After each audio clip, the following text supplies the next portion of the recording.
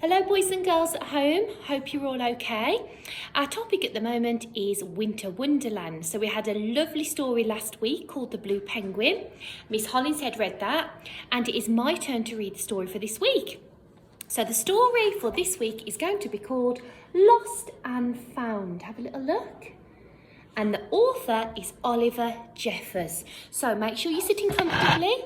Get your good listening ears ready, your good looking eyes, and let's see what happens in our story.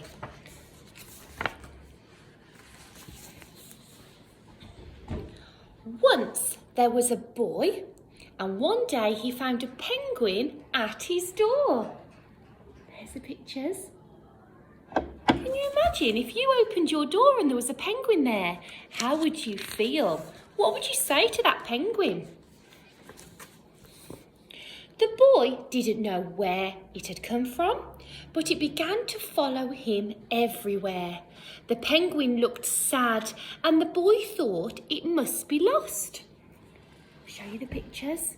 Look, there's a little penguin following the boy around. Look, he did look sad.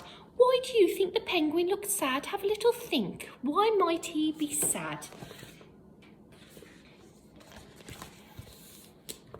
So the boy decided to help the penguin find its way home. Lost and Found office. He checked in the Lost and Found office, but no one was missing a penguin. He asked some birds if they knew where the penguin came from, but they ignored him. Some birds are like that. So there's the picture, look, going to the special Lost and Found office to see if they can see if anybody's missing a penguin.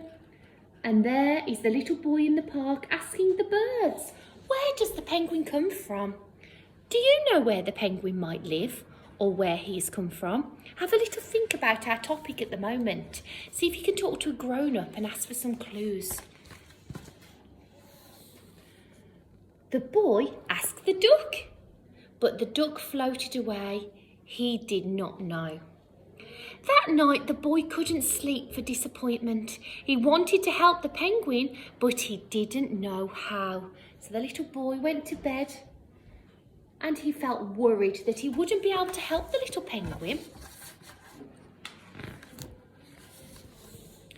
The next morning, he discovered that penguins come from the South Pole. But how could he get there? We've talked about the South Pole in our morning report, haven't we? So that's where the little penguin lives. But now the boy feels worried. How could he get back to the South Pole where he belonged? He ran down the harbour and asked a big ship to take them to the South Pole. But his voice was much too small to be heard over the ship's horn. There we are. There's the big ship.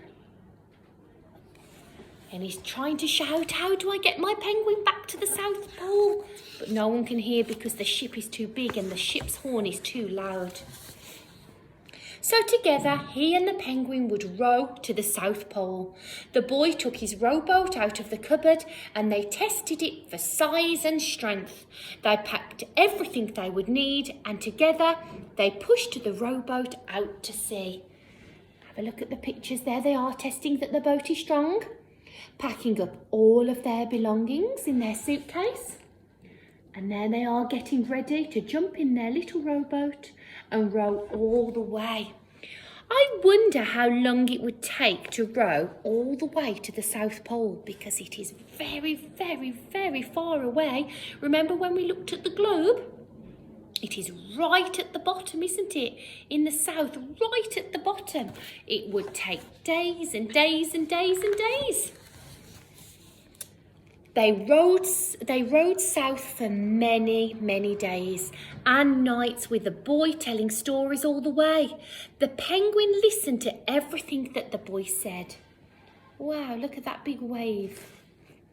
And there on the night, look, there's the stars in the sky. The little boy is keeping the penguin company by telling him stories. He's showing lovely values, isn't he? Of friendship and trying to look after the penguin and love him. They floated through good weather and bad when the waves were as big as mountains. What's the kind of weather there? Can you see? Yes, it's really raining, it's stormy weather, and there is a flash of lightning. And I bet if we could hear the sound effects in this picture, I bet we could hear thunder. And the poor boat, wow, look at that wave, it's huge. Let's hope they don't tip over. Poor little penguin and poor boy. Until they came to the South Pole. The boy was delighted. What does delighted mean? That's right, really happy. But the penguin said nothing. Suddenly, the penguin looked sad again as the boy helped him out of the boat. There's a sign, look, saying the South Pole, and they have rowed all the way there, and the little boy is helping the penguin out. But the penguin still looks sad. I wonder why.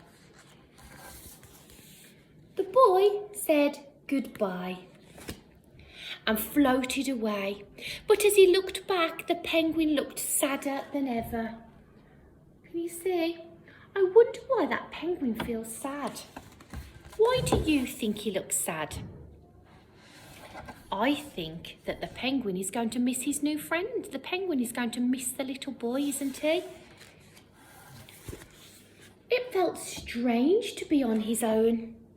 And the more he thought, the more he realised he was making a big mistake. The penguin wasn't lost. The penguin was just lonely. So the little boy had a big think and then suddenly realised the penguin was sad because he was going to miss his new friend. Quickly, he turned the boat around and headed back to the South Pole as fast as he could. This is one of my favourite pictures. Have a close look. Here's the little boy and he's going back to the South Pole. But who is this? And if you look at the arrow, the little penguin is going to look for the boy. The boy's going to look for the penguin. But look, they're going to go round in circles and they might miss each other. Oh no, they've both had the same idea. At last, the little boy reached the pole again. But where was the penguin? The boy searched and searched, but he was nowhere to be found. There he is. He's looking, he's got his telescope out, he's shouting, he's calling. Where are you, penguin? Why can't he find him? That's right, because the penguin is also looking for the boy. Oh no, they're going to miss each other. Oh, the boy felt so sad, but he got back in his boat to set back off home. There was no point telling stories because there was no one to listen except the wind and the waves. But then the boy saw something in the water ahead of him.